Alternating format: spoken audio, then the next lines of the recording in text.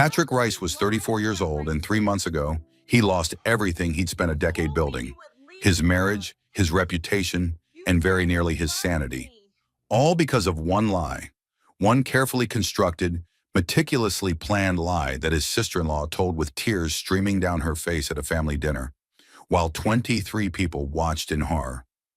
But here's what nobody knew that night, what Kayla didn't know, what Patrick's wife Angelina didn't know, what none of them could have possibly known. Patrick had proof. Evidence that would eventually tear apart Kayla's entire story and expose her for exactly what she was. He just didn't discover it yet. In 72 hours, everything would change. The truth would surface in a way that would leave everyone who'd turned their backs on him scrambling for explanations. Patrick was sitting in his apartment, his new apartment, the cramped one-bedroom in a building that smelled like old carpet and broken dreams, when he finally pieced it all together. The timeline was right there in front of him. The bank statements, the hotel receipts, the text messages he'd recovered from their old phone plan, and suddenly every confusing moment from the past 6 months started to make sense. They thought they'd destroyed him. They had no idea what was coming. Let him take you back to where it all started. November 12th, 2024, a Tuesday evening that began like any other and ended with his entire world imploding. Angelina and Patrick had been married for 8 years. They'd met in college. She was finishing her marketing degree, and he was 2 years into his computer engineering program at USC. They weren't rich by any means. Patrick worked as a senior network administrator at a mid-sized tech firm in Los Angeles, pulling in around $93,000 a year. Angelina managed social media for a boutique advertising agency, making $62,000. Combined, they were comfortable. They just bought a modest 3-bedroom house in Pasadena the previous year for $680,000, stretching their budget but making it work. They were planning to start a family soon. They were happy, or at least Patrick thought they were. Angelina's younger sister, Kayla, was 29 and perpetually in crisis mode. She moved through life like a tornado, leaving destruction in her wake and expecting everyone else to clean up the mess. She'd lived with Patrick and Angelina twice over the years. Once after a bad breakup that she claimed blindsided her, but that Patrick suspected she'd caused. And once after losing a job she'd held for only 3 months because she didn't get along with management. Each time Patrick had bitten his tongue, helped pay for her expenses, and watched as she treated their home like a hotel while contributing nothing to groceries or utilities. "She's family," Angelina would say whenever Patrick expressed concern, her voice taking on that defensive edge she always got when it came to her sister. "She just needs time to figure things out. You know how hard it's been for her." But Kayla never figured things out. She just moved from one disaster to the next, always finding someone else to blame, never taking responsibility for the chaos that seemed to follow her everywhere. The dinner was supposed to be a celebration. Angelina's parents, Robert and Catherine, were renewing their vows after 35 years of marriage.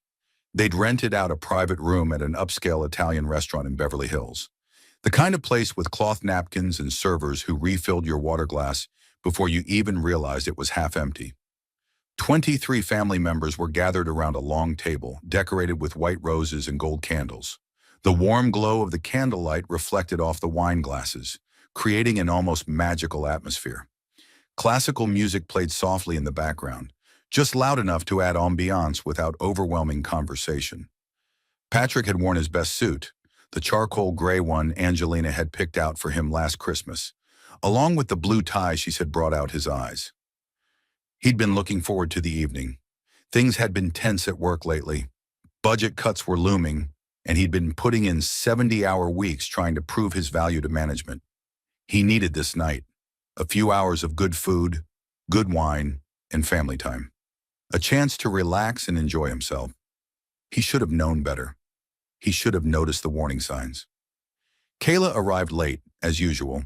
She swept into the room wearing a black dress that was just a shade too dramatic for the occasion, her long, dark hair cascading over her shoulders in waves that looked professionally styled. Her eyes were red-rimmed, and she clutched a tissue in her hand like a prop in a play. Patrick noticed immediately. Kayla was always performing, always seeking attention, and tonight she'd clearly planned something big. There was something in the way she paused in the doorway, making sure everyone had noticed her entrance before moving further into the room. "Sorry I'm late," she announced to the table, her voice trembling just enough to be noticeable. "I've been dealing with something really difficult, something I wasn't sure I should even come here tonight and talk about."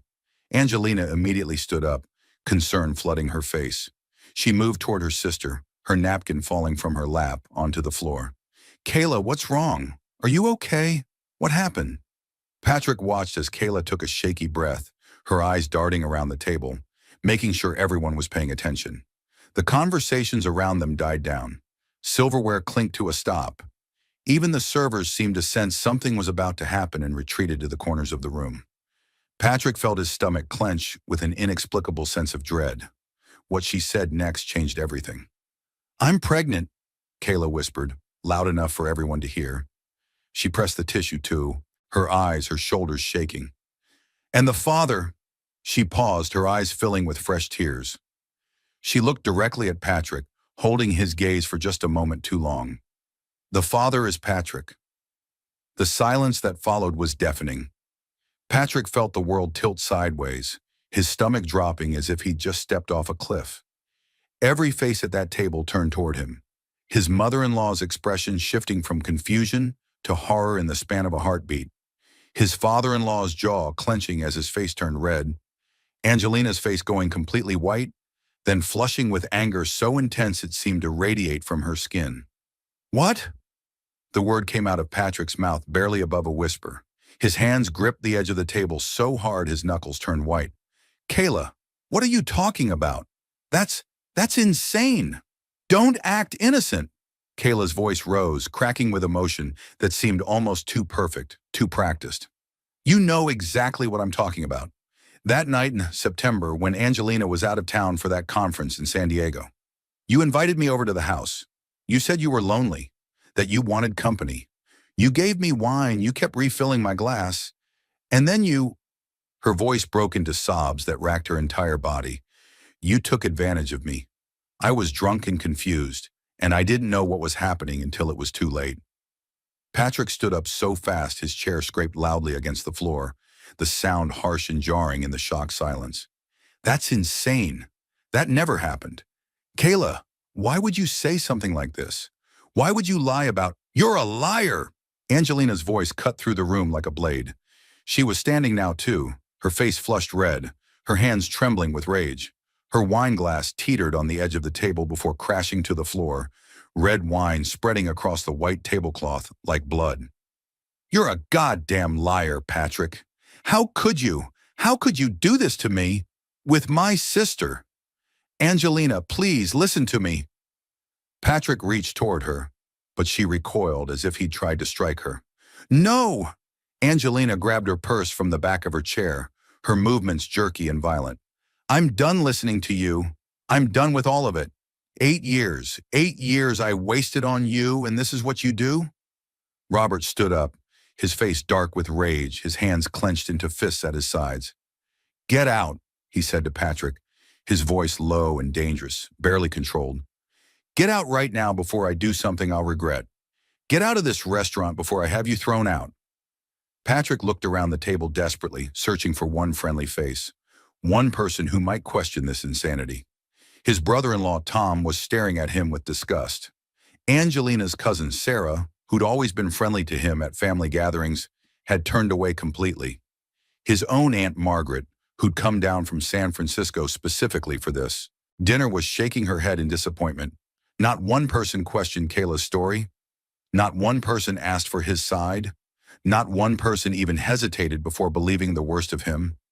"I didn't do this," Patrick said, but his voice sounded weak even to his own ears, drowned out by the accusations flying around the room. "Angelina, you have to believe me. I could never—" "Leave," Catherine said coldly, her voice like ice. She'd always been warm to Patrick before, treating him like a son, bragging about him to her friends, including him in family traditions. Now she looked at him like he was something she'd scraped off her shoe. "Leave before we call the police. before we have you arrested for what you've done to this family." "I haven't done anything." Patrick's voice rose desperately. "This is crazy. I wasn't even—" But nobody was listening. Kayla was being comforted by Angelina and their mother, both women wrapping protective arms around her. Other family members were standing now, their voices rising in anger, in condemnation. Someone was already on their phone. Patrick couldn't tell if they were actually calling the police or just threatening to. The walk to his car felt like a death march. Patrick's legs felt like lead, his vision tunneling until all he could see was the path in front of him. He could still hear voices from inside the restaurant. Angelina crying, Kayla being comforted, his name being spat out like poison. I can't believe him. After everything Angelina did for him. He always seemed so quiet, but you never really know people. The words followed him out into the cold November night. He sat in the driver's seat for almost 20 minutes, unable to move, unable to think, unable to process what had just happened. The cold leather against his back made him shiver. Or maybe that was just shock. His hands trembled so badly he couldn't get the key into the ignition at first. His phone buzzed, then again and again. The sound seemed impossibly loud in the silence of his car. Text messages flooded in like an avalanche. Angelina's best friend. "I always knew there was something off about you. Angelina deserves so much better." His brother-in-law. "Stay away from this family. If I see you near my kids, we're going to have a problem." Even his own cousin, who'd always been close to him. "Can't believe you'd do this to Angelina. You're disgusting." Patrick drove home in a daze, his mind numb, operating on autopilot. Their home. The house they'd bought together, painted together, filled with furniture they'd picked out on weekend trips to various stores. But when he got there, pulling into the driveway at 10:47 p.m., the locks had already been changed.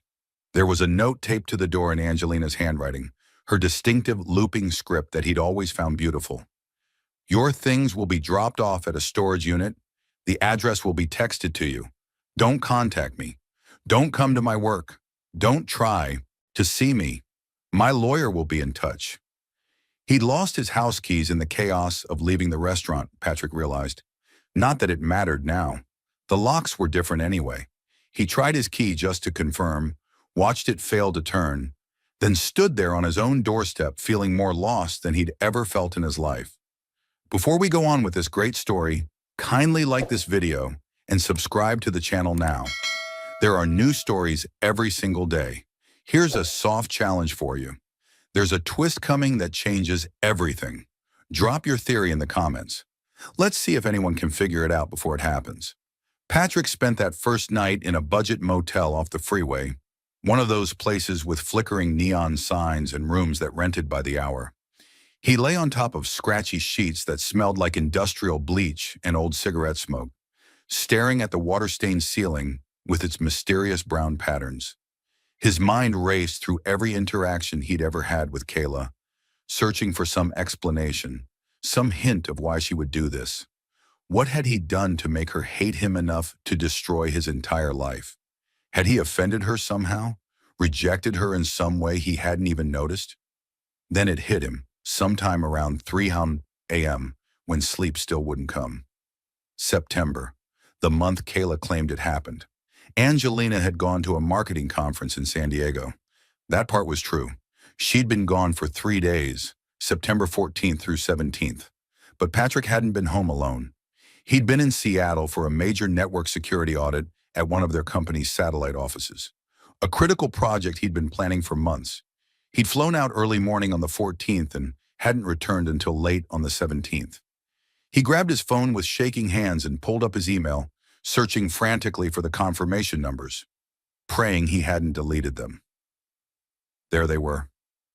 September 14th through 17th, his flight to Seattle left at 6:45 a.m. on the 14th from LAX. He landed back in LA at 11:30 p.m. on the 17th. There was no possible way, physically impossible, that he could have been at his house with Kayla during that time.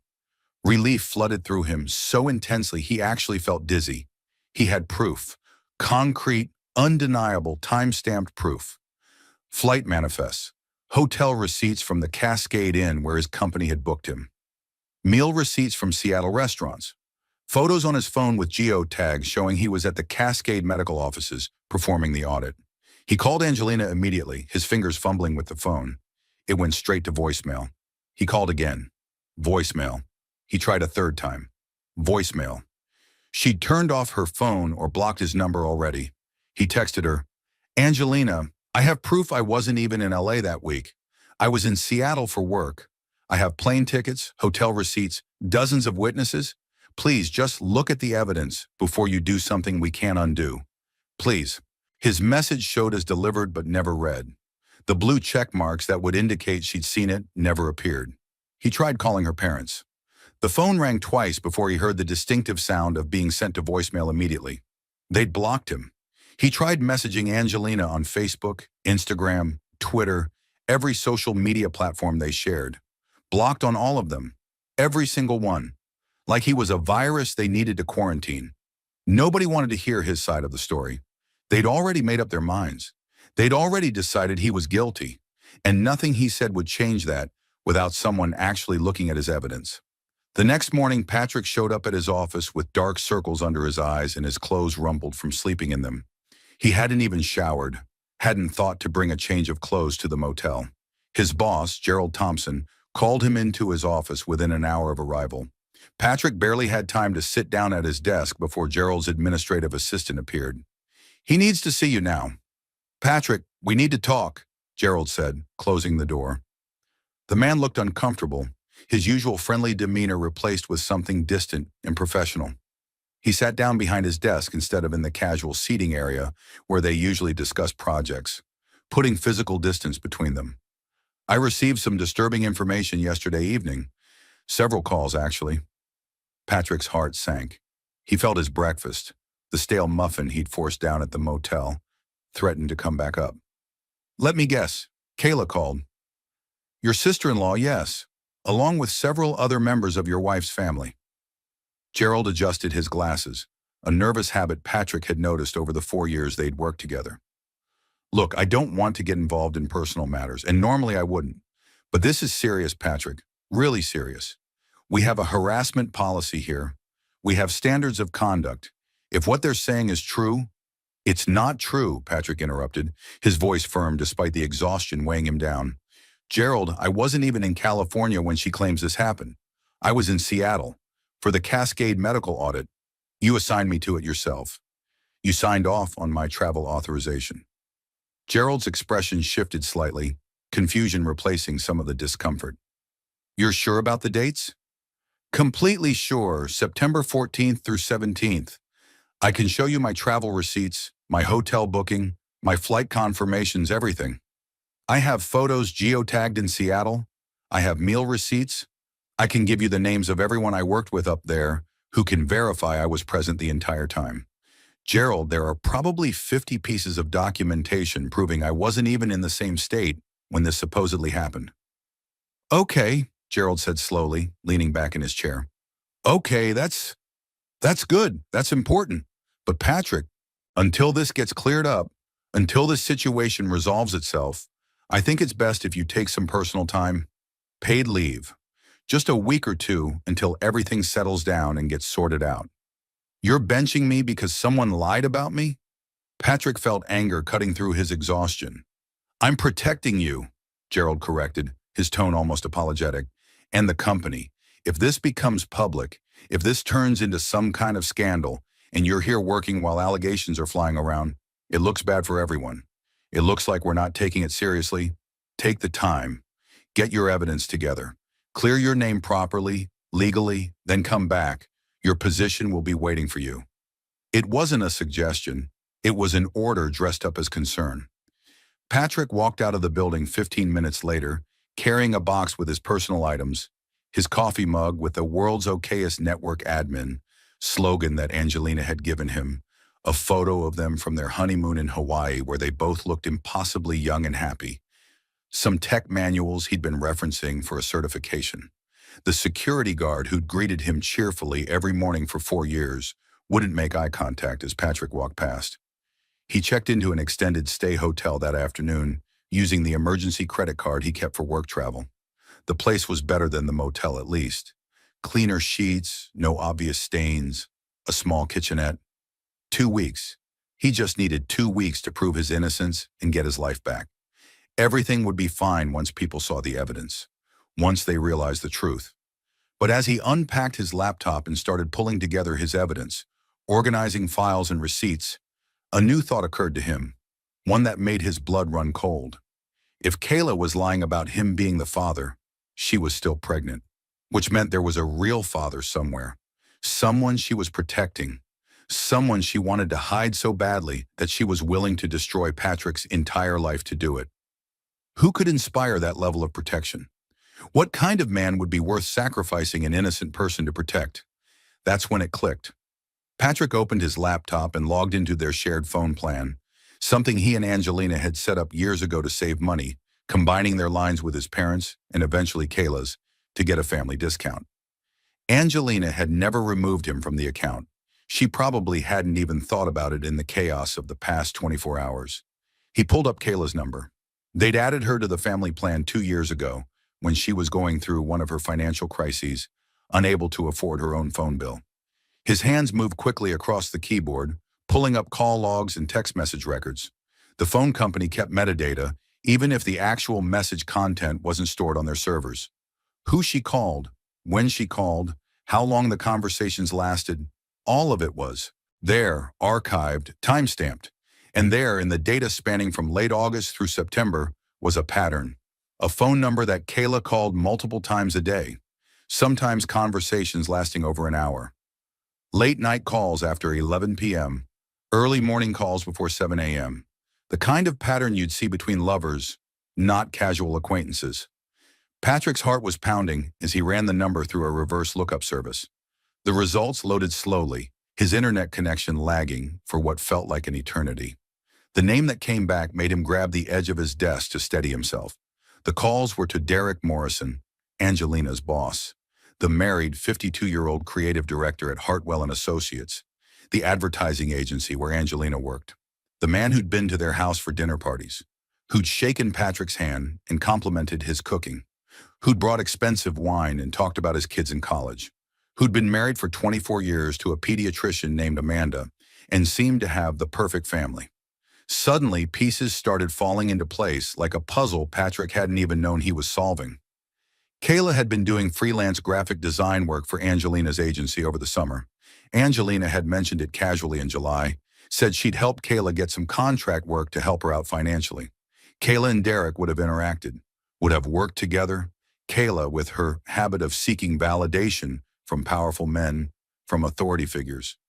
Derek, with his expensive suits and corner office and creative director title and all the power that came with it. But why frame Patrick?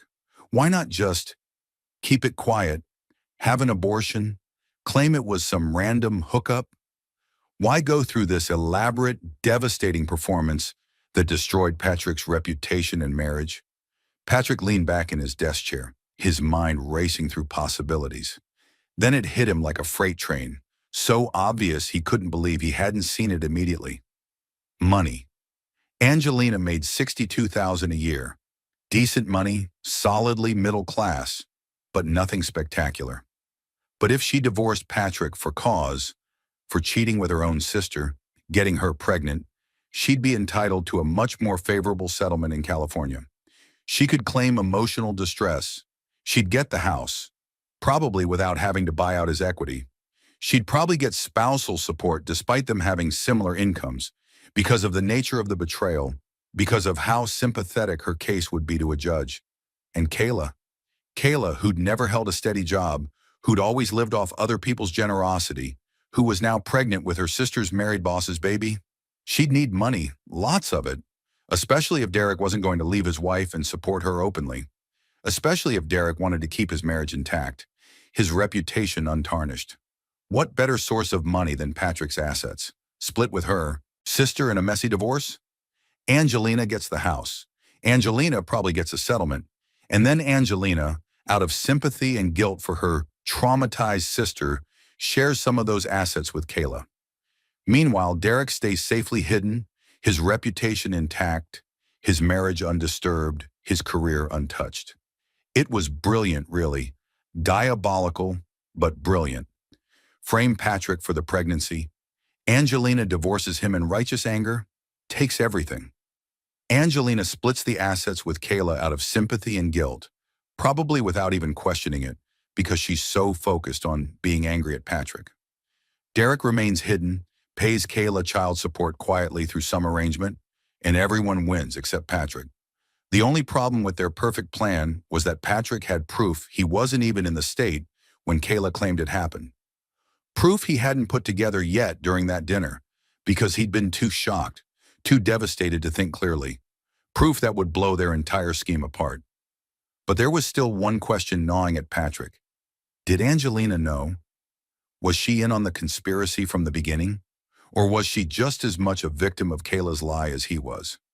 Patrick pulled up Angelina's call logs next, his hands shaking again, but this time not from shock or fear, from anger, from the cold, burning determination to find out exactly how deep this betrayal went. What he found in those logs would answer that question, and the answer would determine everything that came next. The phone records showed something Patrick hadn't expected, something that made his stomach turn. Starting the day after the conference in San Diego, September 18th, the same day Angelina got back, there were a series of short calls between Angelina and Kayla. 3 or 4 calls per day, each lasting between 2 and 7 minutes, exactly the kind of duration you'd expect for quick updates, check-ins, status reports, coordination calls. But there was more, much more. On November 10th, 2 days before the dinner, there was an hour-long call between Angelina and Kayla at 9:47 p.m. And then, just 15 minutes after that call ended, there was a 45-minute call between Kayla and Derek. And then at 11:20 p.m., another 30-minute call between Angelina and Kayla.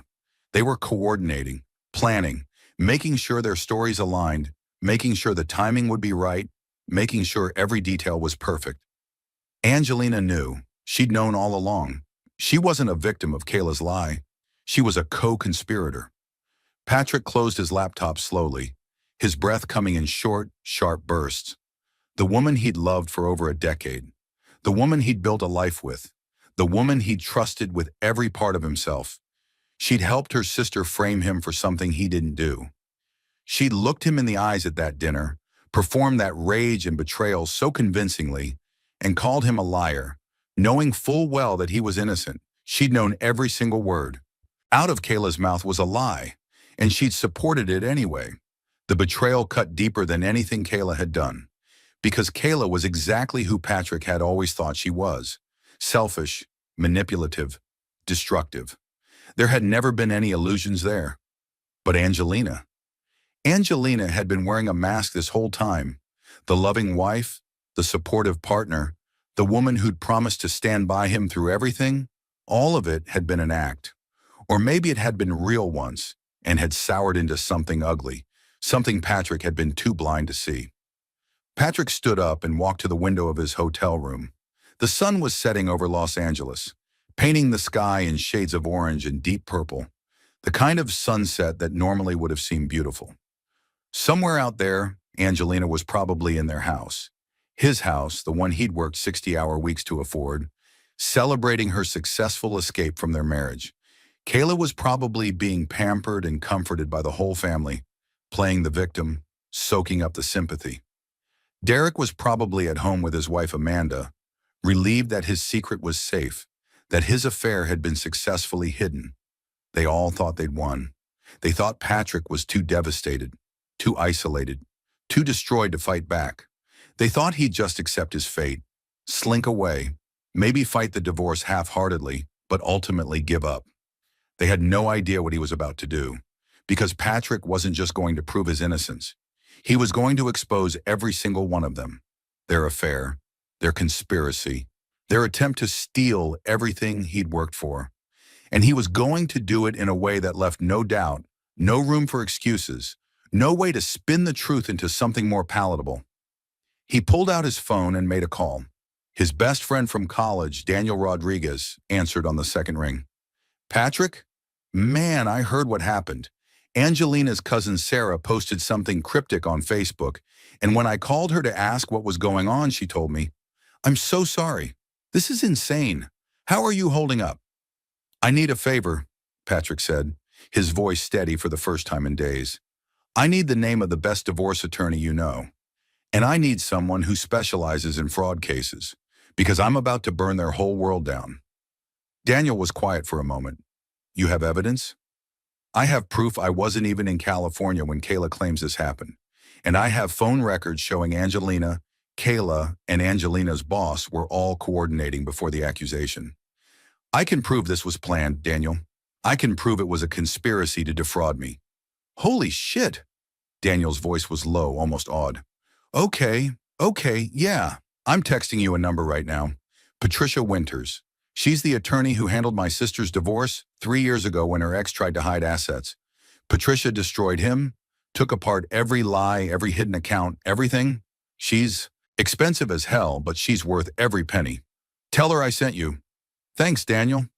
Patrick, whatever you're planning, make them pay. The attorney's office was located in a sleek high-rise in downtown Los Angeles, one of those glass and steel buildings that seemed to reflect the sky itself. Patrick sat in the waiting room the next morning, his leg bouncing nervously, watching well-dressed professionals stride past with purpose in expensive briefcases. The lobby had marble floors and modern art on the walls, the kind of abstract pieces that probably cost more than Patrick's car. He'd used almost all of his emergency savings to afford this consultation, but Daniel had been insistent. If you're going to war, you need the best. Don't cheap out on this. Patricia Winters was not what Patrick expected. She was in her mid-50s with silver gray hair pulled back in a no-nonsense bun and sharp blue eyes that seemed to catalog everything about him in the first 3 seconds. She wore a navy suit that probably cost more than Patrick's entire wardrobe, and when she shook his hand, her grip was firm and confident. Everything about her screamed competence and control. Mr. Rice, she said, gesturing to the leather chair across from her massive mahogany desk. Behind her, floor-to-ceiling windows offered a view of downtown LA that probably cost more per square foot than most people's homes. Daniel spoke very highly of you. He said you have evidence of fraud? Why don't you tell me everything, starting from the beginning? Patrick had prepared for this moment. He'd spent the last 3 days organizing everything. Printouts of phone records with calls highlighted in yellow, his travel receipts from Seattle, screenshots of text message metadata, even security camera footage from his hotel that showed him in the lobby during the exact time Kayla claimed they'd been together at his house in Pasadena. He'd created a timeline document, cross-referencing everything. He'd printed photos from his phone showing him at the Cascade medical offices with geotags and timestamps visible. He spread it all out on Patricia's desk, organizing it methodically. My sister-in-law is claiming I got her pregnant. She made the accusation publicly at a family dinner 3 days ago, and my wife immediately filed for divorce the next morning. But I wasn't even in California when the alleged conception occurred. I was in Seattle for work, and I have proof. Patricia picked up the documents one by one, her expression neutral but focused. The afternoon sun streaming through her office windows caught the edge of her reading glasses as she examined each piece of evidence. She didn't rush, taking her time with each receipt, each phone log, each photograph. After what felt like an eternity, she set down the last page and looked at him directly. This is airtight, she said, her voice carrying a note of professional satisfaction. You can prove beyond any doubt that you weren't there. The flight manifests, the hotel records, the geotags. Any one of these would be strong evidence. Together, they're unimpeachable, which means the question becomes, why would your sister-in-law deliberately frame you? And why would your wife support that lie? Because she's protecting someone else, Patrick said. He pulled out another set of papers, the phone records showing Kayla's communication with Derek Morrison, the real father. I have phone records showing she was in constant contact with my wife's boss, Derek Morrison, during the time she would have gotten pregnant. Hundreds of calls, some lasting over an hour. Calls at all hours, early morning, late night. The pattern is clear. Patricia's eyebrows rose slightly, genuine interest crossing her features. Derek Morrison, the creative director at Hartwell and Associates? You know him? I know of him. Big name in the advertising world. Married to a pediatrician, 3 kids in college. Very concerned about his reputation from what I understand. He's the kind of man who would pay significantly to keep an affair quiet. She leaned back in her chair, her fingers steepled in front of her face. So your theory is that your sister-in-law had an affair with a married man, got pregnant, and decided to frame you to avoid exposing him? Not just that, Patrick said, pulling out the third set of evidence. Angelina and Kayla's phone logs showing the coordination calls. I think my wife is in on it. The phone records show coordination between her and Kayla. Planning calls right before the public accusation, hours-long conversations, then calls between Kayla and Derek, then more calls between Angelina and Kayla. I think they're working together, all three of them, to take my assets in the divorce while protecting Derek's reputation and marriage. Patricia was quiet for a long moment, studying the phone records, cross-referencing dates and times, her legal mind clearly working through the implications. Mr. Rice, what you're describing is conspiracy to commit fraud. If you can prove it, and I mean really prove it, not just circumstantial evidence, then you're not just looking at winning your divorce. You're looking at potential criminal charges against everyone involved. False police reports, fraud, possibly extortion depending on how they've structured things. Good, Patrick said, and he was surprised by the coldness in his own voice, the way it didn't even sound like him anymore. They tried to destroy my life. They turned everyone against me. They deserve whatever's coming to them. Patricia studied him carefully, her sharp eyes reading something in his expression. I need to know something before I take this case, Mr. Rice. Are you prepared for how ugly this is going to get? Because once we start pulling threads, once we start exposing affairs and conspiracies, there's no putting that genie back in the bottle. Your wife's career could be destroyed. If her boss is fired or forced to resign, she might lose her job too. Your sister-in-law could face legal consequences that follow her for years. Derek Morrison's marriage will almost certainly implode, and his professional reputation will be ruined. Are you prepared to be the person who sets all of that in motion? Patrick thought about Angelina's face at that dinner, twisted with rage and disgust that seemed so real.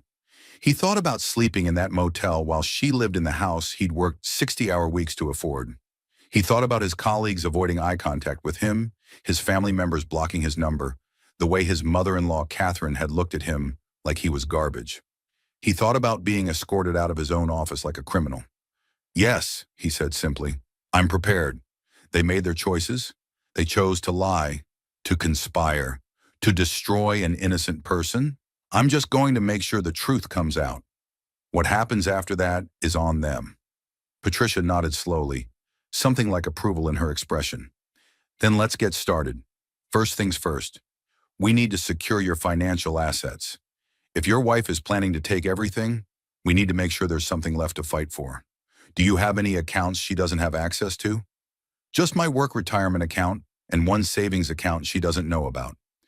I started it years ago for emergency car repairs. Kept adding to it whenever I had extra money. There's about $8,000 in there. Smart, don't touch it. That's going to be your war chest for legal fees and living expenses. We'll also need to freeze any joint accounts to prevent asset dissipation. That might make her angry, but I don't care, Patrick interrupted. Do whatever you need to do. I'm not letting her steal money from our accounts to pay for the lawyers she's hiring to steal everything else from me. Make sure you're subscribed to this channel if you have not, because the ending of this story will blow your mind. And drop a comment below telling me what you think Patrick should do next. Patricia worked fast. Within 48 hours, she'd filed a response to Angelina's divorce petition that included his alibi evidence and a motion to freeze all joint assets pending investigation of fraud. She'd also hired a private investigator named Raymond Cole, a former LAPD detective who specialized in infidelity cases and had a reputation for being thorough to the point of obsessive. Patrick met Raymond at a coffee shop in Silver Lake 3 days later. The place was one of those hipster establishments with exposed brick and artisanal coffee that cost $7 a cup. Raymond was in his early 60s with gray hair and a weathered face that suggested he'd seen every type of human behavior and been disappointed by most of it.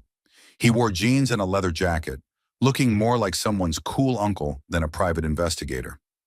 He ordered black coffee and got straight to business, pulling out a tablet before he'd even fully sat down. Your lawyer filled me in on the basics, Raymond said, opening a notes app. Alleged pregnancy, false accusation, possible affair with the boss. Here's what I need from you. Everywhere you think they might have met. Every location Kayla mentioned hanging out this summer. Any trips your wife took without you? Any unusual expenses on credit cards? Any changes in behavior? Staying late at work, new clothes, different grooming habits, suddenly interested in her appearance. Give me something to work with. Patrick had already prepared notes on his phone. Kayla did freelance work at Hartwell and Associates from June through September. My wife would have introduced them. She's the one who got Kayla the contract work. There's a hotel called the Maritime Crown about 2 miles from the agency. Angelina mentioned once that Derek sometimes takes clients there for off-site meetings because they have private conference rooms. If they were meeting secretly, that's where I'd look first. Raymond nodded approvingly, making notes. Good instincts. Hotels like that are common, private, anonymous, easy to claim you were there for business if anyone asks. What else? Angelina took 3 business trips this summer that I thought were legitimate at the time, but now I'm wondering if they actually were. One to San Francisco in July for what she said was a conference on social media marketing. One to San Diego in September. That's the one where Kayla claims I got her pregnant, supposedly for another marketing conference, and one to Santa Barbara in October for some kind of agency retreat. She said they were all for work, but I never saw any of the usual conference materials she usually brings back. No folders full of handouts, no branded merchandise, no photos with coworkers. I'll verify those. Check if her agency actually had events in those cities on those dates. Companies file expense reports, register for conferences. There's a paper trail. If they didn't, Raymond let the implication hang in the air. What about financial irregularities? Changes in spending patterns? Angelina started spending more in August and September. Nothing crazy, nothing that raised immediate red flags, but more expensive clothes from places she didn't usually shop. Better hair salon visits. She started going to some place in Beverly Hills instead of her regular salon. More makeup, nicer perfume. I noticed but didn't think much of it at the time. She said she needed to look professional for some big pitches the agency was working on, and that made sense to me. Or she was competing with Derek's wife for his attention, Raymond said flatly. Classic affair behavior. Women either neglect their appearance because they're distracted and emotionally unavailable, or they obsess over it because they're trying to impress the affair partner. They want to look perfect every time they see them. He made notes on his tablet. Give me a week. I'll find out exactly what Derek Morrison has been up to. And if your sister-in-law has been staying at any hotels, if there are any social media posts she thought she deleted but didn't, any paper trail at all, I'll find it. People always leave a trail, always. Patrick left that meeting feeling something he hadn't felt in weeks. Hope. Not just hope that he'd clear his name, but hope that justice, real, concrete justice, was coming. Hope that the truth would actually matter, that evidence would prevail, that he wouldn't be destroyed by lies. But he wasn't just sitting around waiting for Raymond to work. He had his own investigation to conduct, his own evidence to gather. Patrick still had access to the home security system. He'd set it up himself 2 years ago when their neighborhood had experienced a rash of package thefts. Cameras at the front door, back door, and garage, all connected to cloud storage. Angelina had never been tech-savvy enough to know how to remove his access, or even that she should. The account was in his name, linked to his email. She probably hadn't even thought about the cameras in the chaos of the past week. He logged in from his laptop at the extended stay hotel and started scrolling through footage, methodically going back through months of recordings. September, October, November. Hours and hours of mundane comings and goings. Angelina leaving for work at 8:15 a.m. every morning. Angelina returning home around 6:30 p.m. Their neighbor's orange cat crossing the yard. The mail carrier. The Amazon delivery driver. Nothing unusual. Then he saw it. November 9th, 10:47 p.m. 3 days before the dinner, 3 days before his entire world exploded. A car pulled into his driveway, not Angelina's silver sedan, but a black luxury SUV, some expensive model Patrick didn't immediately recognize. The driver's side door opened, and Kayla stepped out, followed by someone else emerging from the passenger side. The angle wasn't perfect. The camera was positioned to capture package thieves, not detail everyone who visited. But Patrick could make out enough details. Male, tall, well-dressed, even at that late hour. The man looked around nervously before following Kayla to the front door, like he was checking to see if neighbors were watching. Angelina answered immediately, as if she'd been waiting by the door. There was a brief conversation on the doorstep, too far away for the camera's audio to pick up clearly, just muffled voices. And then all three went inside. The door closed. The driveway sat empty. Patrick's heart was pounding so hard he could hear it in his ears. He fast-forwarded through the footage, watching the timestamp tick by. 11 p.m., midnight, 1 a.m.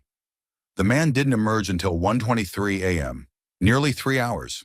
When he left, Angelina walked him to his car, visible in the camera's range. They stood close, too close, talking. Patrick could see their body language, intimate, familiar, comfortable. Then Angelina reached up and adjusted the man's collar, an intimate gesture that made Patrick's stomach turn. The kind of gesture you make with someone you're close to, someone whose appearance you care about. The man got in his SUV and backed out of the driveway, as his headlights swept across the front of the house, illuminating everything in their path. Patrick got a clear view of the license plate.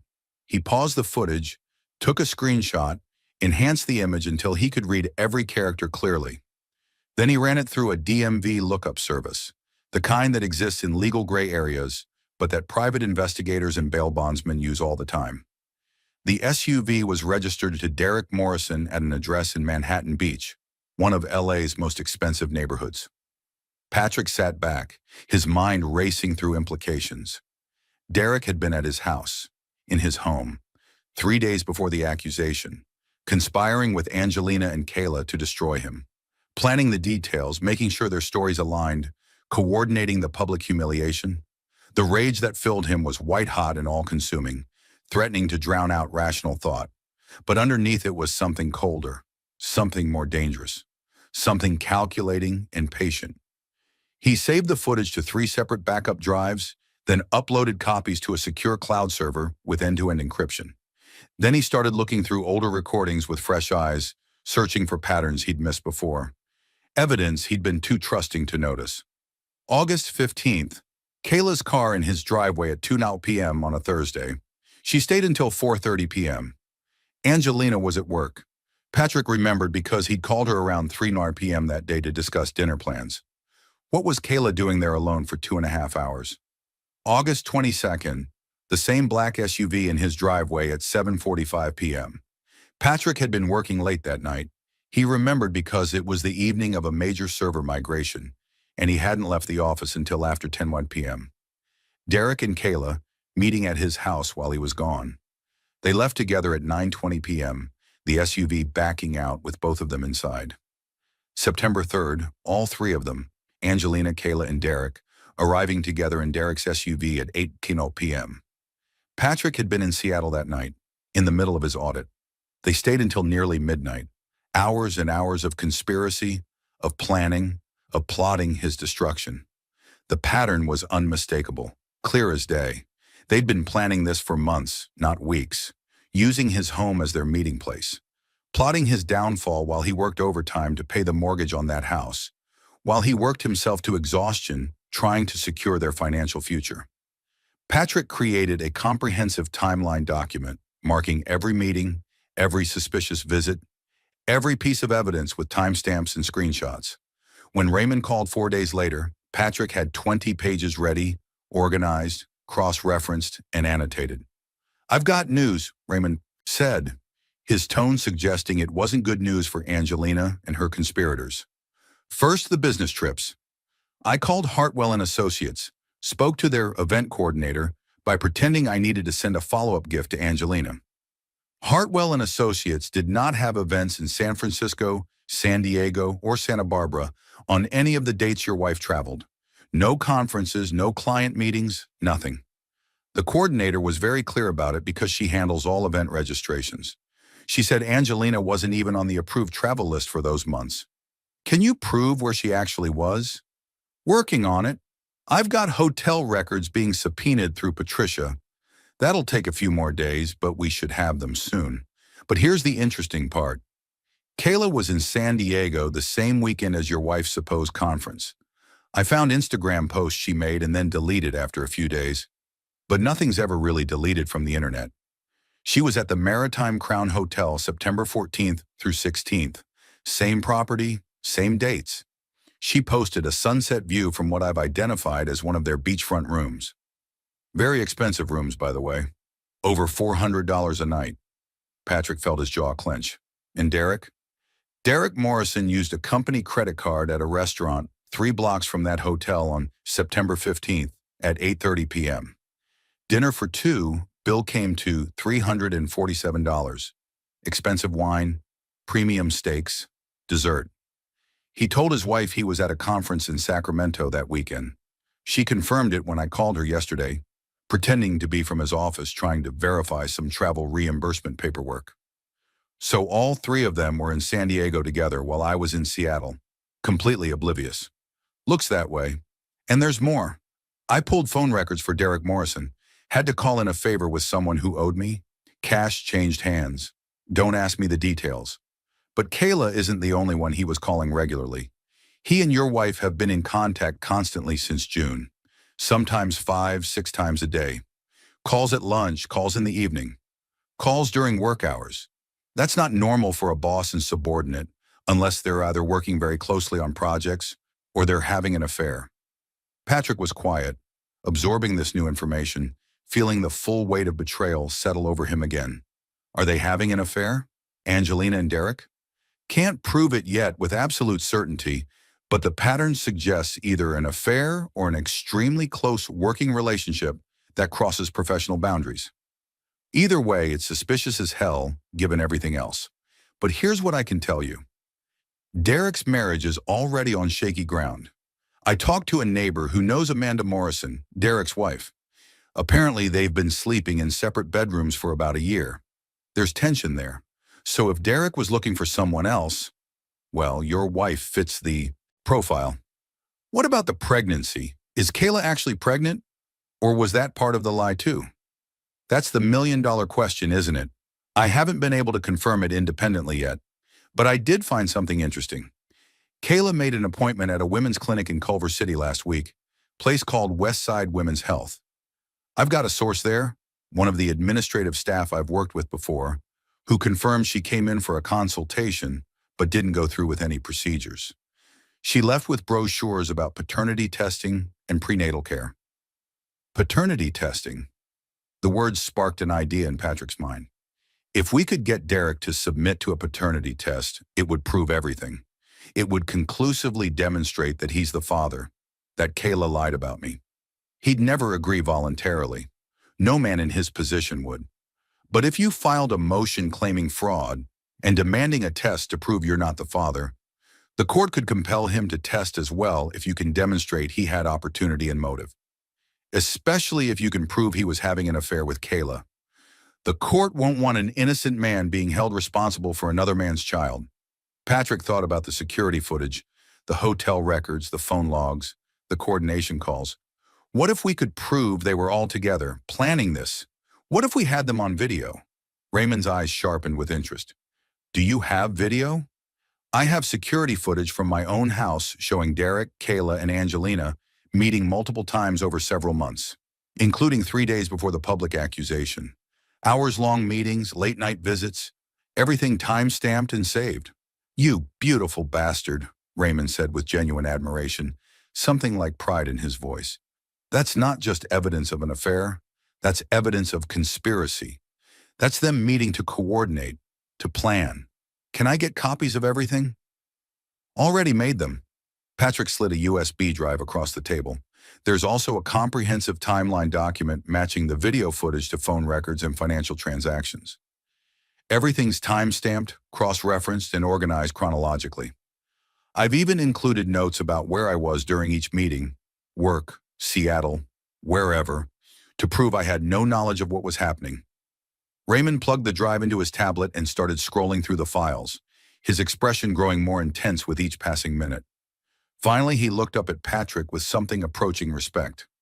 This is prosecutable. I mean, actually criminally prosecutable.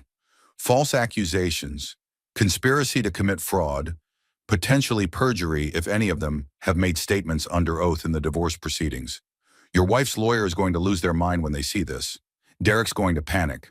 This is airtight. When do we show them? Not yet. We need a few more pieces first.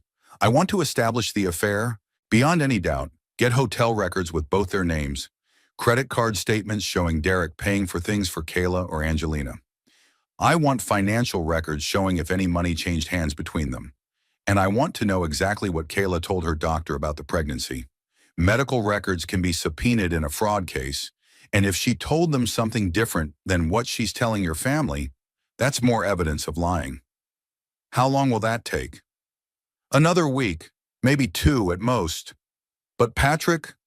Raymond's voice turned serious, his casual demeanor dropping away. Once we reveal this evidence, everything changes. Your wife will know you've been investigating her. Derek will lawyer up immediately. He'll hire the most expensive attorney he can find. Kayla might panic and admit things, or she might double down on the lies, and we'll have to keep fighting.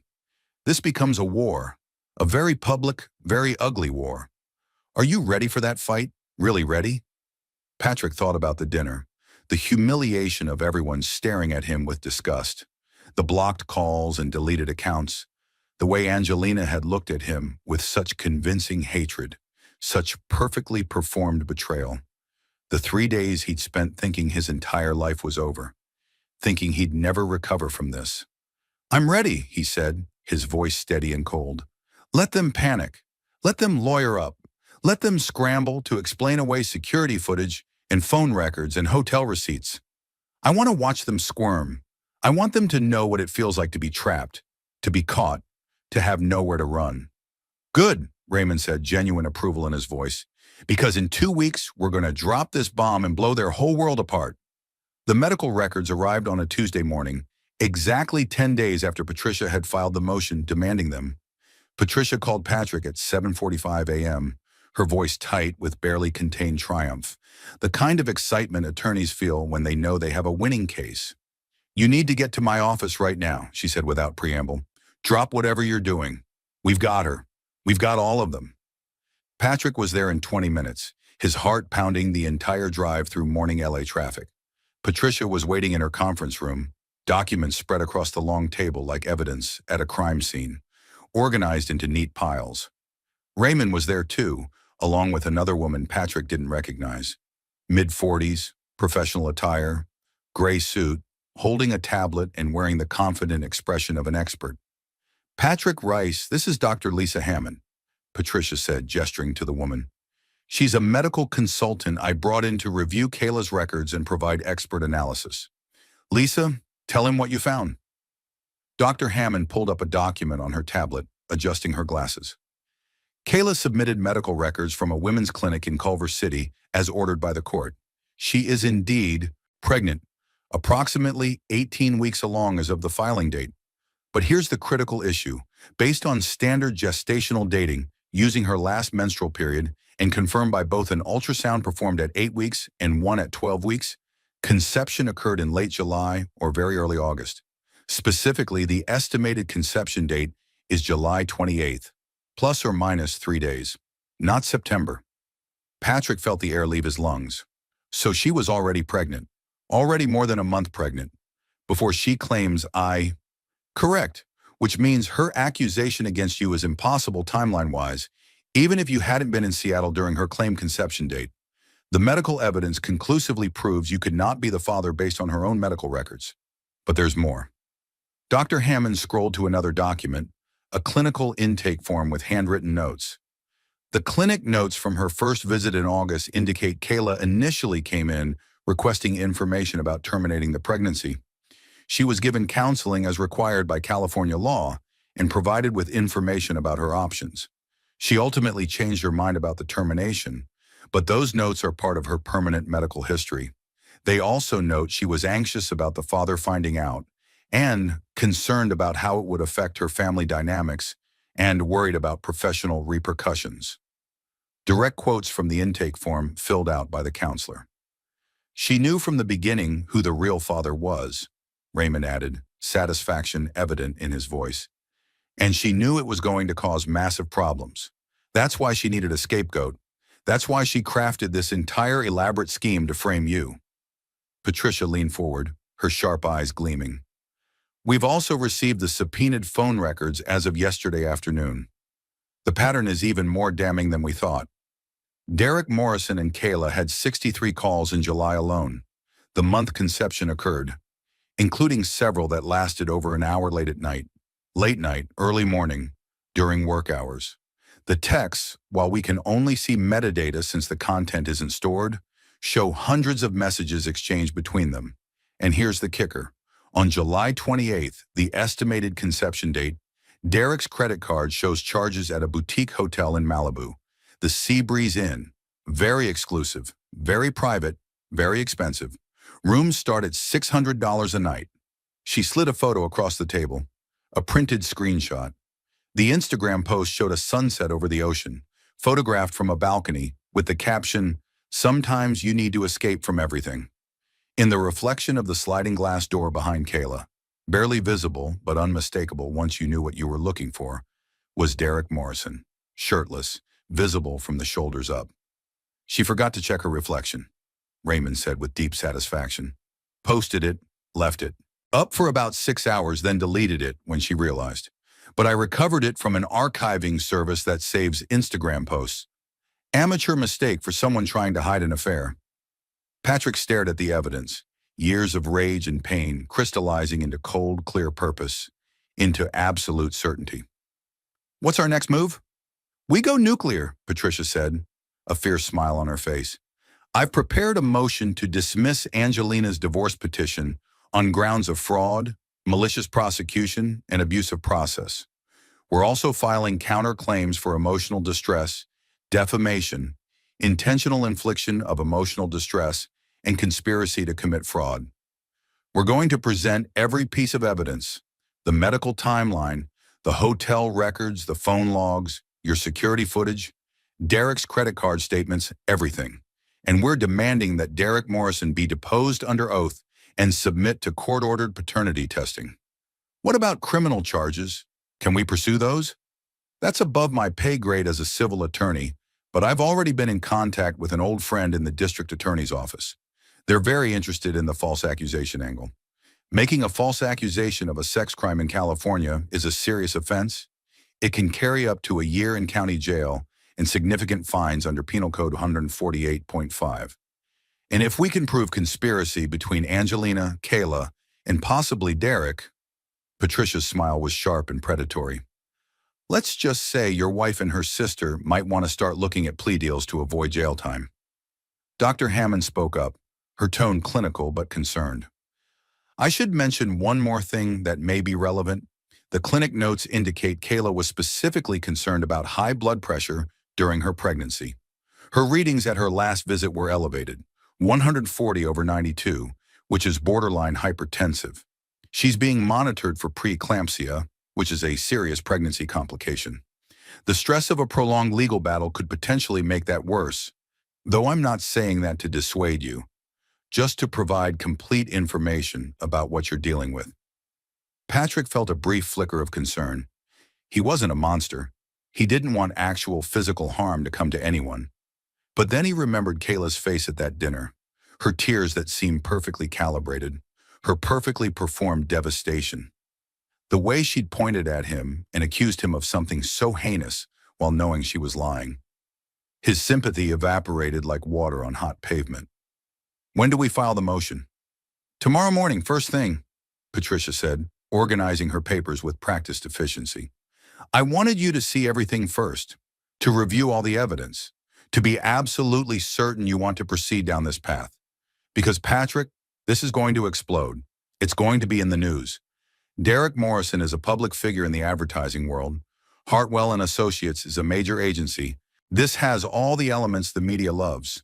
This is going to destroy reputations, end careers, possibly lead to criminal convictions.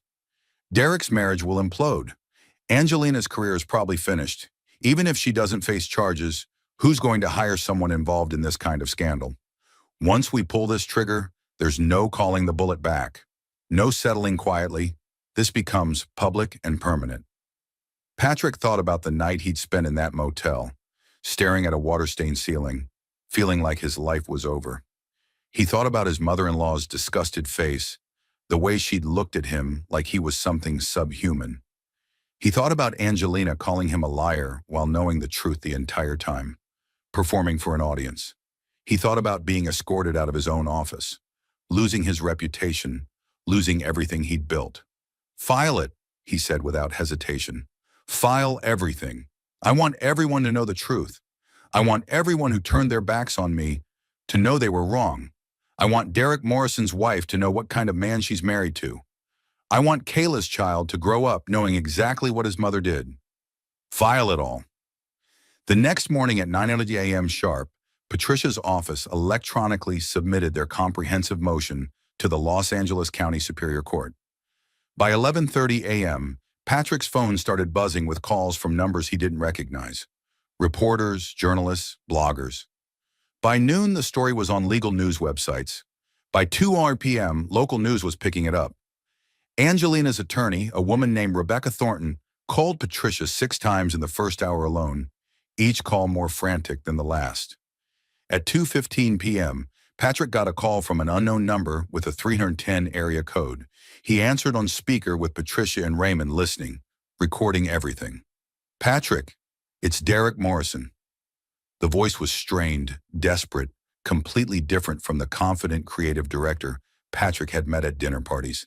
The sound of that voice, the voice of the man who'd destroyed his life, who'd conspired to frame him, who'd used his home as a meeting place to plot against him, made Patrick's jaw clench. But he kept his tone neutral, even. "I don't think we have anything to discuss, Derek. Please, just listen for 1 minute, just 60 seconds, that's all I'm asking." Derek's voice was strained, almost breaking. "I know you filed some kind of legal action. I know you have evidence. I'm calling to ask you, to beg you not to do this.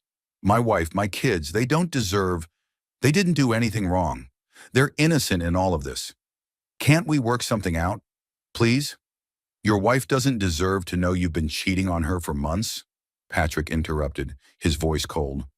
"Your kids don't deserve to know what kind of man their father really is, that he's the kind of person who impregnates his subordinate sister and then helped frame an innocent man for it?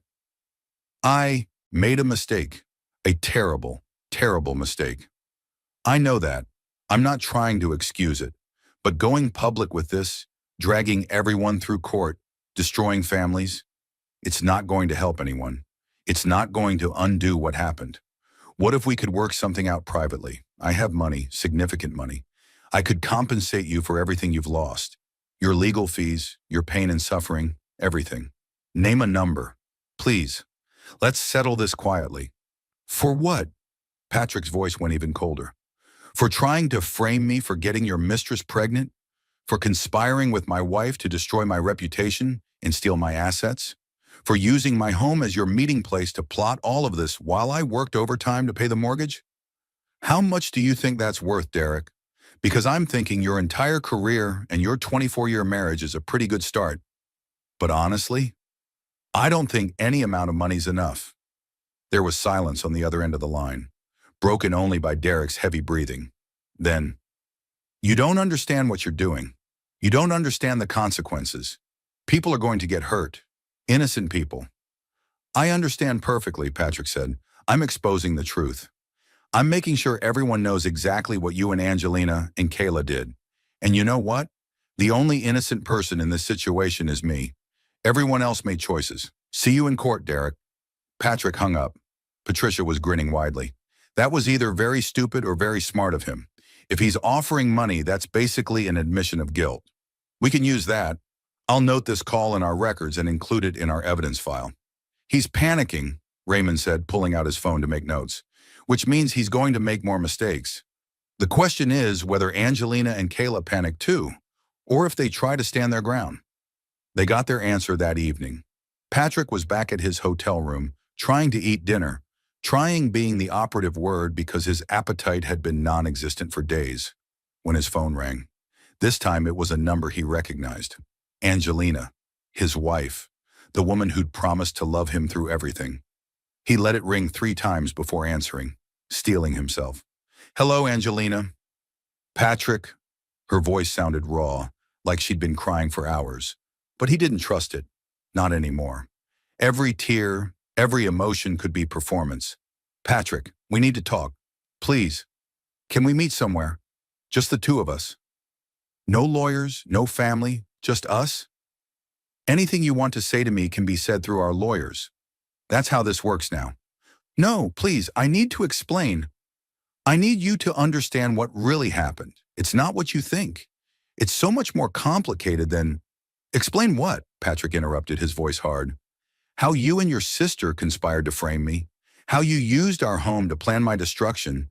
How you've been coordinating with Derek Morrison for months. How you looked me in the eyes at that dinner and called me a liar while knowing every word you said was false. Which part did you want to explain, Angelina? Because I have phone records. I have security footage. I have witness statements. Which part of that am I misunderstanding? The silence on the other end lasted so long Patrick thought she'd hung up. Then in a small voice, "You're wrong. You don't understand what really happened. There's context you don't have. There are reasons. Then enlighten me, but do it under oath in a courtroom, because that's where all of this is heading now. That's where you're going to have to explain everything to a judge. Patrick, if you go through with this, you're going to destroy so many lives. Kayla's pregnant and stressed, and her blood pressure is already dangerous. Her doctor said she needs to avoid stress. Derek's kids don't deserve to have their family torn apart over this. They're in college, they're good kids. This isn't their fault. My parents, they're in their 60s, Patrick. This kind of scandal could... Your parents already chose a side. Patrick cut her off, his voice rising despite his efforts to stay calm. They chose to believe a lie without even giving me a chance to defend myself. They called me names. They threatened to call the police on me. They looked at me like I was garbage. So frankly, Angelina, I don't care what this does to them. They made their choice. Please. Angelina's voice cracked, genuine emotion breaking through, or maybe just better acting. If you ever loved me, if any of our 8 years together meant anything to you at all, please don't do this. We can work something out. I'll drop the divorce. We can go to counseling. I'll do whatever you want. I'll sign whatever you want me to sign. Just please, please don't destroy everyone's lives over this. Patrick felt something twist in his chest, a phantom pain from a wound that was still bleeding. For just a moment, he remembered the woman he'd fallen in love with in college. The woman who'd laughed at his terrible jokes and held his hand during scary movies and promised to build a life with him. The woman who'd cried happy tears when they bought their house. The woman he thought he'd grow old with. Then he remembered her face at that dinner, twisted with performed rage, calling him a liar while her sister cried fake tears. He remembered the coordination calls in the phone records. He remembered her walking Derek to his car at 1:23 a.m., adjusting his collar with casual intimacy. No, he said quietly but firmly, we can't work this out, because you're not sorry for what you did. You're sorry you got caught. You're sorry there are consequences. There's a difference, Angelina, a big difference. Patrick, he hung up before she could say anything else. 5 minutes later, right on schedule like they'd coordinated, and they probably had, Kayla called. Patrick didn't answer. She left a voicemail, her voice high and desperate. Patrick, it's Kayla. I need to talk to you about what happened at the dinner. Please call me back. I made a mistake. A huge, terrible mistake. I was confused and scared, and I said things that weren't entirely true. I panicked, okay? I panicked and I said the first thing that came into my head, and then it spiraled out of control, and I didn't know how to take it back. If we could just meet somewhere, just you and me, I could explain everything. I could tell you why I did it. Please, I'm begging you. Don't let this go to court. I'll tell everyone I was wrong. I'll make it right. I'll do whatever you want. Just please call me back. Patrick played the voicemail for Patricia, who immediately saved it and added it to their evidence file. She's cracking, Patricia said with satisfaction, and she just confessed on a recorded message that she lied about you. This is exactly what we needed. This voicemail alone could be grounds for criminal charges. The next 3 days were a blur of legal maneuvering, strategy sessions, evidence organization.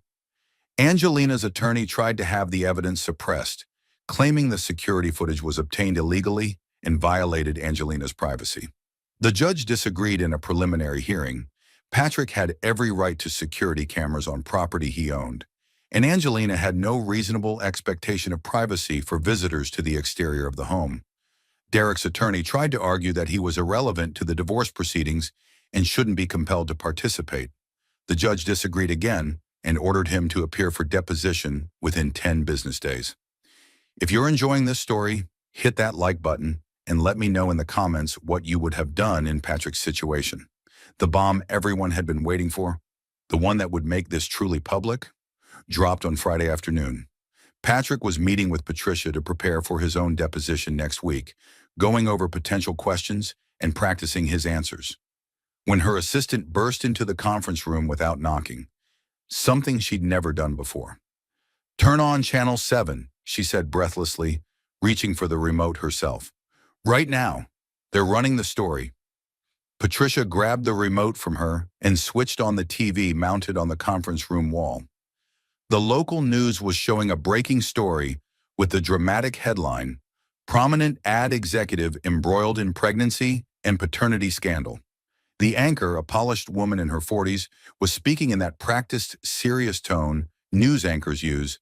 Derek Morrison, creative director at the prestigious Hartwell & Associates advertising agency, has been placed on indefinite leave amid allegations of an affair in a complex paternity dispute.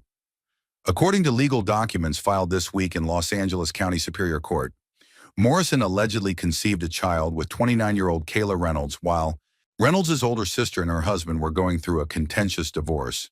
The husband, Patrick Rice, claims he was falsely accused of paternity as part of an elaborate fraud scheme to take his assets in the divorce.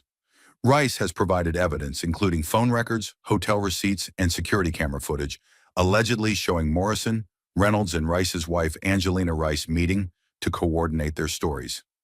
The story continued for almost 3 minutes, laying out the basic facts of the case. They showed professional photos of Derek from the agency's website, confident, successful, wearing an expensive suit.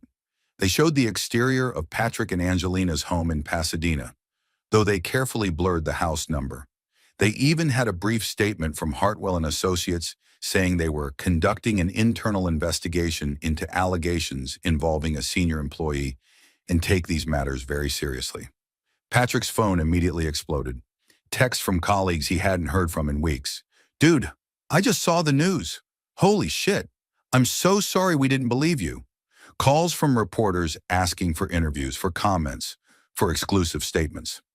Messages from distant relatives who'd blocked him after the dinner, suddenly wanting to hear his side of the story. His college roommate, "Patrick, I saw the news. Angelina did what? Call me immediately." Patricia muted the TV and turned to face Patrick. "Well, it's officially public now. No going back. The cat is very much out of the bag. How do you feel?"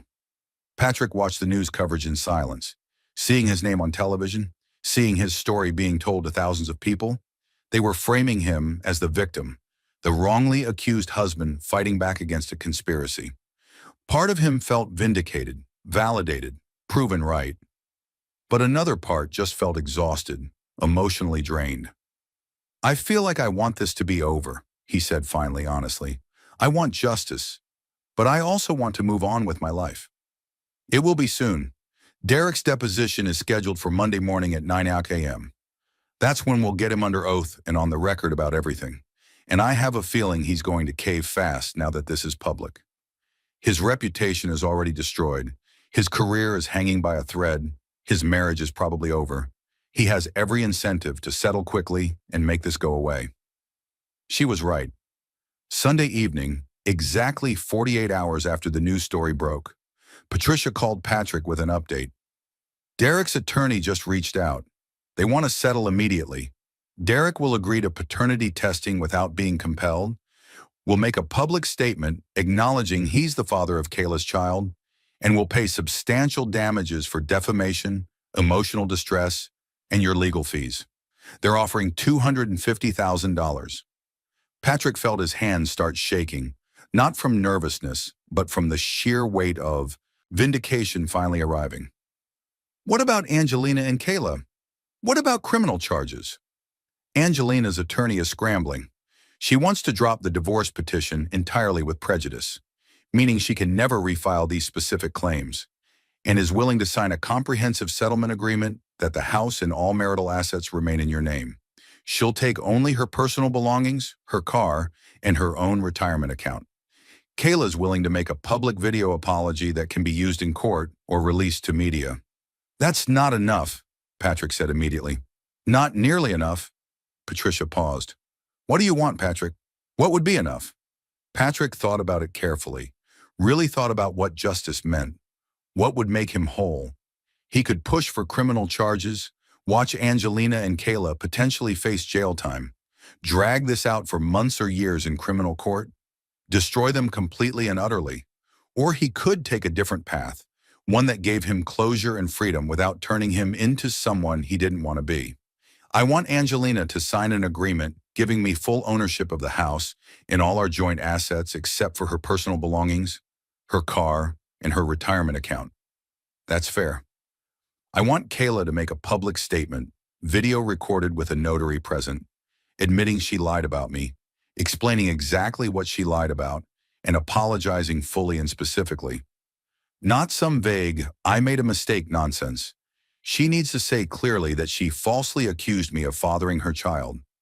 I want Derek to pay $400,000, not $250,000, $150,000 to me for damages and emotional distress, $150,000 to a charity supporting falsely accused individuals. I'll choose which one, and $100,000 to cover all my legal fees with any remainder going to me. Every penny accounted for. And the criminal charges? Patrick took a deep breath.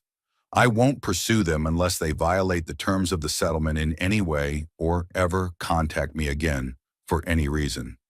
But I want the right to press charges held in reserve indefinitely, forever. I want an agreement that if they ever speak about me publicly, if they ever defame me again, if they ever violate our agreement, I can immediately file charges with the DA. They get to live with that hanging over their heads, forever. Patricia smiled slowly, approval evident in her expression. You've really thought about this. That's smart. That's strategic. It gives you protection and leverage without turning you into the vengeful ex-husband. I'll draft the settlement terms tonight and send them over first thing tomorrow morning. The settlement was finalized on Wednesday of the following week. Derek's attorney delivered a cashier's check and a signed, notarized statement acknowledging paternity and apologizing for his role in the situation. Kayla's video apology was recorded in Patricia's conference room with 2 witnesses and a notary present. 5.5 minutes of her, looking pale and exhausted and genuinely frightened, admitting she had lied about Patrick, explaining she had been afraid to reveal the real father's identity, and apologizing to Patrick for the immeasurable pain she'd caused him. Her hands shook the entire time. Whether from genuine remorse or fear of criminal prosecution, Patrick couldn't tell and didn't particularly care. The video went semi-viral when Patricia's office released it to the media to counter some of the ongoing coverage and speculation.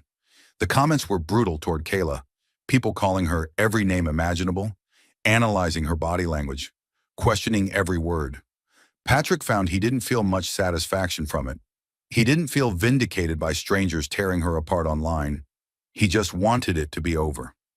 Angelina signed over the house on Friday afternoon at the title company. Her attorney and Patricia present as witnesses. She showed up wearing sunglasses that hid most of her face, her eyes red-rimmed and puffy from crying. Her hands trembled as she signed document after document. She wouldn't look at Patrick directly, keeping her gaze fixed on the papers in front of her. When all the papers were signed, when the house was legally his alone, Angelina hesitated at the door. She pulled off her sunglasses, revealing eyes that were devastated and hollow. Patrick, she said quietly, her voice barely above a whisper, for what it's worth, I'm sorry. I know that doesn't mean much now. I know it doesn't change anything, but I need you to know that I'm sorry. I never meant for things to go this far. I never wanted to hurt you. Patrick looked at her, really looked at her, the woman he'd loved for over a decade, the woman he'd built a life with, the woman who'd promised to stand by him through everything, the woman who'd helped try to destroy him. I don't forgive you, he said simply, his voice emotionless. And I don't hate you. I don't feel anything anymore when I look at you. And maybe that's worse than hatred. Maybe that's the real consequence of what you did. You turned love into nothing, into empty space where something used to be. Angelina's face crumpled, tears streaming down her cheeks, her composure completely breaking. But she nodded and left without another word, her attorney following quickly behind her. If you enjoyed this story, like this video and leave a comment telling me what you thought. And if you're not already subscribed to the channel, please subscribe and hit the notification bell to get alerts for new stories like this one. Thanks for watching, and I'll see you next time. 3 months later, Patrick stood in the kitchen of his house now, fully and legally and irrevocably his, making coffee on a Saturday morning in early spring. The space felt different without Angelina's things cluttering the counters, without her schedule magnets on. The fridge, without her presence filling the rooms with habits and routines he'd grown accustomed to over 8 years. It felt clean, fresh, peaceful, like a weight had been lifted from his shoulders, like he could finally breathe fully for the first time in months. His phone buzzed with a text from Daniel. "Drinks tonight? Want to celebrate your first week back at work and toast to new beginnings?" Patrick smiled, a real smile, not forced or bitter. Gerald had called him 2 weeks after the settlement, apologizing profusely for not believing him initially, for putting him on leave, for not having his back. He'd offered Patrick his position back with a raise to $110,000, a promotion to senior systems architect, and a written apology that acknowledged the company's failure to support him during the accusations. Patrick had considered refusing on principle, but ultimately decided he'd worked too hard to let them drive him out of a career he was genuinely good at. He texted back, "Yeah, sounds good. 7 p.m. at that place in Silver Lake?" Another text came in, this one from Raymond. "Thought you'd want to know. Derek Morrison's wife Amanda filed for divorce yesterday. She's going for everything. Full custody of the kids, the house, his retirement accounts, everything. Also, Kayla had the baby 2 weeks ago. A boy, healthy, 8 pounds. Derek's lawyers are already negotiating child support. Looks like he's paying around $7,000 a month." Patrick set down his phone and walked out to his back patio with his coffee. The morning was beautiful. Clear blue sky, temperature in the mid-70s. Birds singing in the trees. He sat down in his new patio furniture, replacements for the set he and Angelina had picked out together, and let the sun warm his face. Derek would spend the next 18 years paying for his choices, watching money flow out of his accounts every month, probably losing most of his wealth in the divorce. Kayla would spend them as a single mother, her reputation destroyed, her relationship with her family fractured beyond repair. Raising a child alone. Angelina had moved back in with her parents, her career essentially over. No one in the advertising world would hire her after the scandal, and she'd been quietly let go from Hartwell and Associates. Her dreams of building a successful career in marketing were finished. They'd all gotten exactly what they'd tried to do to him. Loss of reputation, loss of relationships, financial consequences, careers destroyed, just delivered by their own actions rather than by any revenge Patrick had orchestrated. He hadn't had to destroy them. They destroyed themselves. Karma, it turned out, didn't need much help. It just needed truth. It just needed patience. It just needed someone to shine a light on the lies and let natural consequences unfold. Patrick took a sip of his coffee, watching a hummingbird visit the flowers Angelina had planted last year, and that Patrick had decided to keep. They were beautiful, and they weren't responsible for what Angelina had done. He'd learned something profound through all of this, something that had cost him dearly, but that was worth more than any amount of money. The best revenge wasn't revenge at all. It was letting people face the natural consequences of their own actions. It was refusing to sink to their level, refusing to let their ugliness turn him into something ugly. It was maintaining his integrity while they lost theirs. The past was the past, and his future, whatever it looked like, was going to be built on truth, on genuine connections, on hard-earned wisdom about who deserved his trust and who didn't. He'd been given a harsh but valuable lesson in human nature, in the masks people wear, in the difference between image and reality. Patrick finished his coffee and stood up, stretching in the morning sun. Somewhere in the distance, He could hear kids laughing, a dog barking, a neighbor mowing their lawn, the sounds of normal life continuing on, indifferent to individual dramas.